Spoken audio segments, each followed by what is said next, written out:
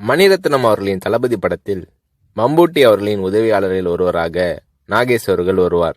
நாகேஷ் அவர்களிடம் 10 நாள் கால்ஷீட் வாங்கி இருந்த போதிலும் படத்தில் நாகேஷ் அவர்கள் நடித்த 3 காட்சிகள் மட்டுமே இடம்பெற்றிருந்தன.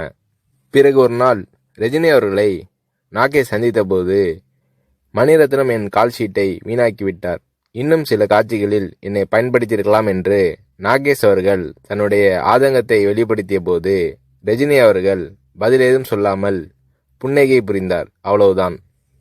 பின்னர் தான் நாகேஷ் அவர்களுக்கு ரஜினி அவர்களின் மௌனத்தின் அர்த்தம் புரிந்தது. ரஜினி அவர்களிடம் பேசிக்கொண்டிருக்கும் போது அங்கே இல்லாத 3வது நபரை பற்றி குறை சொல்லி பேசினால் ரஜினி அவர்கள் அதை விரும்புவதில்லை.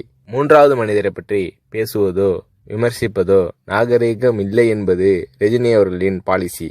இது நாகேஷ் அவர்களுக்கு தெரிய வந்தபோது ரஜினி அவர்கள் மீதான மதிப்பு நாகேஷ் அவர்களின் உள்ளத்தில் பல மடங்கானது.